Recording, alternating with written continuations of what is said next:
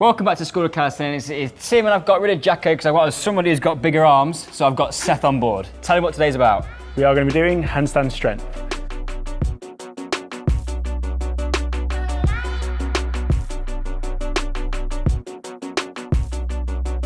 So today's lesson is about building strength for the handstand, and we're going to be building that on the Pike push-up. We'll be starting from beginner level and scaling it up from there.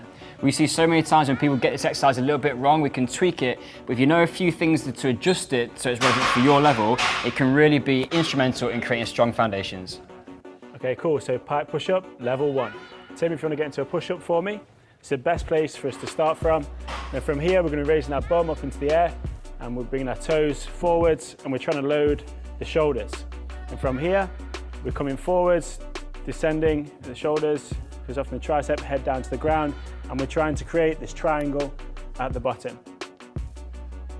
We're trying to keep the elbows pointing backwards, and they're not flaring out to the sides, which can be bad for the shoulder joint.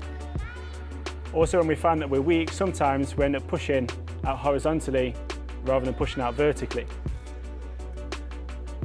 If we find that we are pushing out horizontally, we've got some tweaks that we can use to help you guys with that.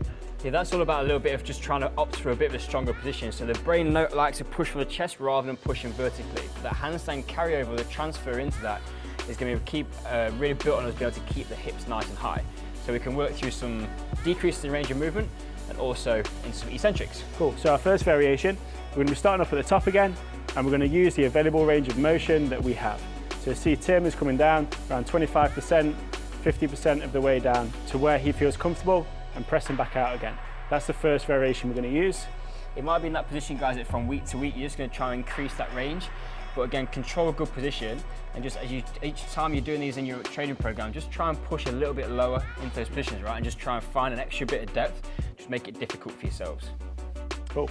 And our second one is going to be using the eccentrics, which is essentially coming down nice and slowly under control to the bottom. And once we reach the bottom, we're then dropping our knees down if we need to, and then we're just resetting back up the top. We're trying to increase the time under tension so we can create a greater strength adaptation.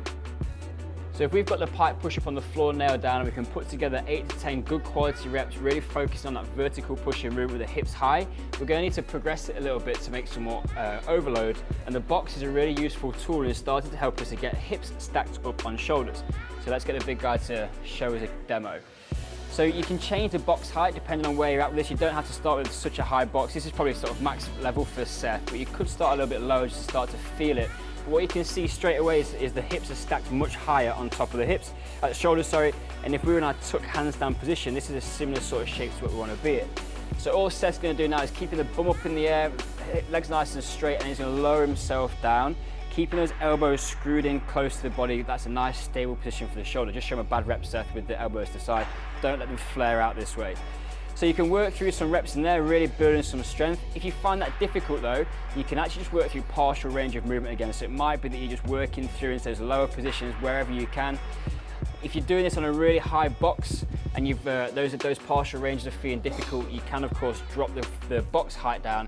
All that's going to do is just change the hip height so it's not quite as stacked over, and you can build the strength to progress it on. Anything to add on those? I'd say take it nice and slow, more time under tension, more effective if you're strong enough to use that part of the locker. Keep the focus on quality, I like that. Yeah. There's one thing we can do with this exercise to make it super handstand specific, and that's to add a shrug on. So when we're up against the wall, doing wall practices or starting to think about that alignment, we need to be creating that downward force. So the shoulders going towards the ears, we're creating that shrug because that's starting to keep tension from the floor being pushed up through the handstand. So Seth's going to jump back up on the box again, same setup, but we're just going to add an extra little bit of movement onto this one. So go through a normal rep, so drop into the bottom of your Pike push-up, hips nice and high, elbows in tight, he pushes up, he gets to where you would normally finish, but then you can see he's really driving high into that position, trying to get the bum up vertically as high as he can, driving that out. What that's going to do is help us when we actually come into our tuck handstand position to keep pushing that downward force. Building that strength in there to hold that shape is not a given. You have to put a little bit of time into it. But while you're doing a Pike push-up, if it's a progression towards a handstand, you might as well throw in that extra bit of shrug, take 2 boxes with 1 exercise, and we're starting to move a little bit faster towards our handstand. Okay guys, today's take-home message is that this has been a strength lesson. Strength development often takes longer than skill in terms of the hand balancing, so we want to program this into our week. We may be looking at a general guideline of around 2 sessions a week, 8 to 10 reps, 3 to 4 sets. Yeah, that's just starting to build those in, guys. Are progressive, you're going to start to get easier. But if you're finding that difficult at the beginning, start to play around with some of those progressions, change the range of movement, start with your feet on the floor. But the key point is keeping those hips high.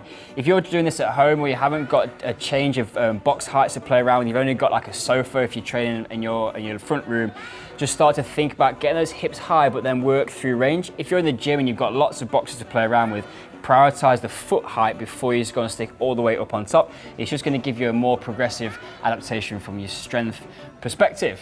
So that, I reckon, is a lesson from strength for handstands today. Get some practice in your locker and you can tell them, how Seth, that it's time for Class dismissed.